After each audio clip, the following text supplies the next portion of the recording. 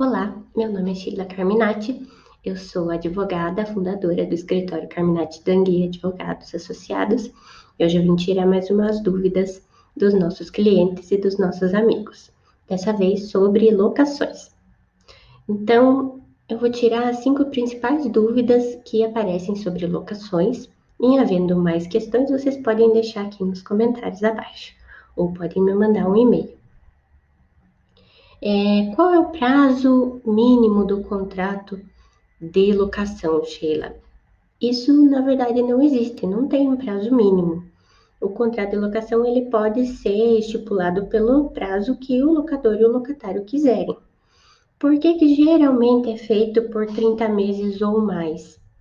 Porque, em sendo por mais de 30 meses, a lei do inquilinato, ela autoriza que seja feita a denúncia vazia. Acabou os 30 meses, o locatário pode ser solicitado a sair do imóvel sem que o locador precise apresentar uma justificativa para isso, né? Então, a denúncia vazia aí nada mais é do que o pedido de saída do inquilino sem ter que apresentar nenhum tipo de justificativa para isso. A segunda dúvida que a gente tem bastante é quanto à multa, né? Tem que pagar a multa se eu sair antes do imóvel, eu enquanto locatário? Sim, em regra sim. Se teu contrato prevê multa, se você sair antes, você vai ter que pagar essa multa. Mesmo nesses tempos de pandemia, não existe nenhuma lei, não existe nada que diga que essa multa está isenta nesse momento, né? A princípio, você teria que pagar. No entanto, essa multa ela tem que ser proporcional ao tempo que você ficou no imóvel. Então, se estava estipulado, por exemplo, uma multa de R$ 1.000 e você ficou metade do prazo no imóvel, né? Saiu na metade do contrato, você vai pagar metade da multa. Não pode ser uma multa assim cheia, ela tem que ser proporcional exatamente ao tempo que você ficou lá. Se você ficou 2/3 do prazo do contrato, você vai pagar 1/3 só de valor de multa, e assim por diante. Quanto à terceira dúvida que mais aparece aqui para nós, qual é a consequência, né, do final do prazo no contrato de aluguel residencial? Então, eu fechei lá um contrato, ele era por 36 meses, acabou o prazo residencial. O que eu faço? O que vai acontecer? Né? Vai acontecer o seguinte: se ninguém mandar nenhuma notificação, não pedirem para você sair, esse contrato vai se prorrogar por tempo indeterminado.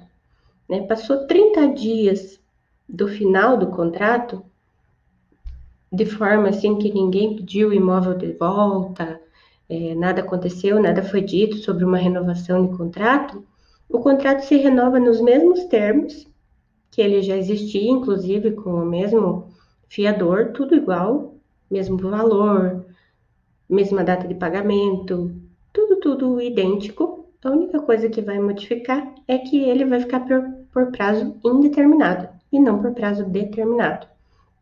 O que isso quer dizer? Que para acontecer uma denúncia vazia é só depois de passados 30 meses. Então, o dono do imóvel só vai poder pedir o imóvel sem apresentar uma justificativa depois que tiver passado 30 meses do final desse contrato, né? Senão, ele vai ter que apresentar uma das justificativas ali da lei do inquilinato. Descumprimento de contrato, falta de pagamento, algo que justifique essa saída.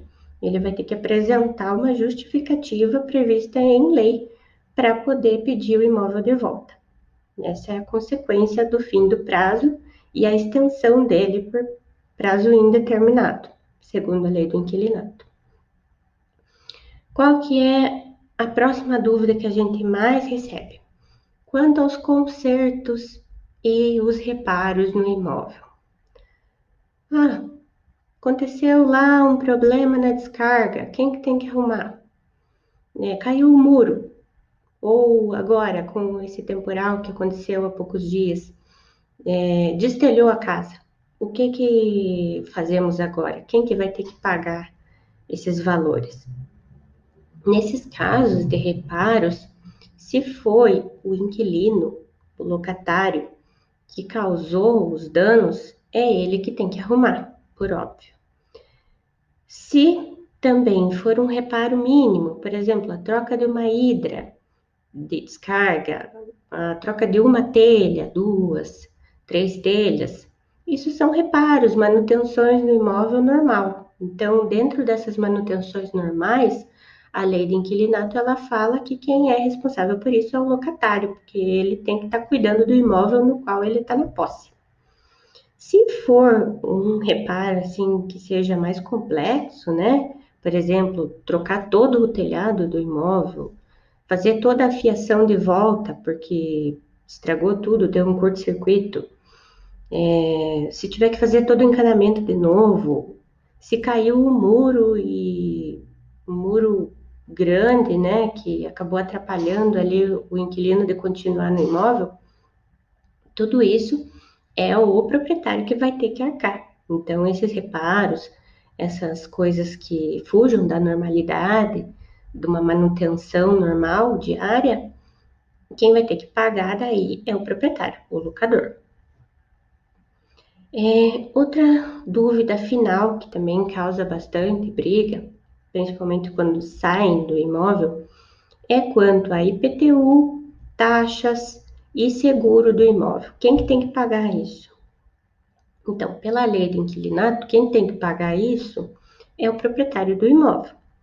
No entanto, a lei de inquilinato abre a possibilidade do proprietário e o inquilino firmarem no contrato de forma diferente.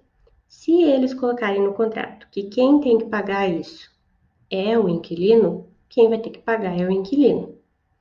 Então, se tiver lá no seu contrato que você é o responsável pelo IPTU, você vai ter que pagar o IPTU. Se diz que você tem que pagar o seguro, você vai ter que pagar o seguro, porque isso é autorizado pela lei de inquilinato.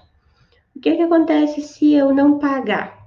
Se você não pagar o imposto, por exemplo, né, você inquilino, não vai ser o fisco que vai vir te cobrar, né? Não vai ser a prefeitura que vai cobrar o IPTU de você, ela vai cobrar do proprietário do imóvel, que é o, o que a gente chama assim de contribuinte, né? Propriamente do imposto.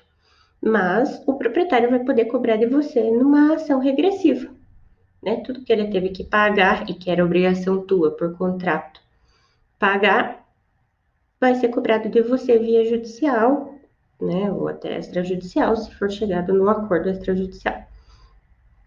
Então, eu acredito que essas são as 5 principais dúvidas que se recebe muito quando se trata de locações. Em havendo mais dúvidas, como eu disse, podem deixar nos comentários. Eu agradeço muito e me despeço. Tchau, tchau.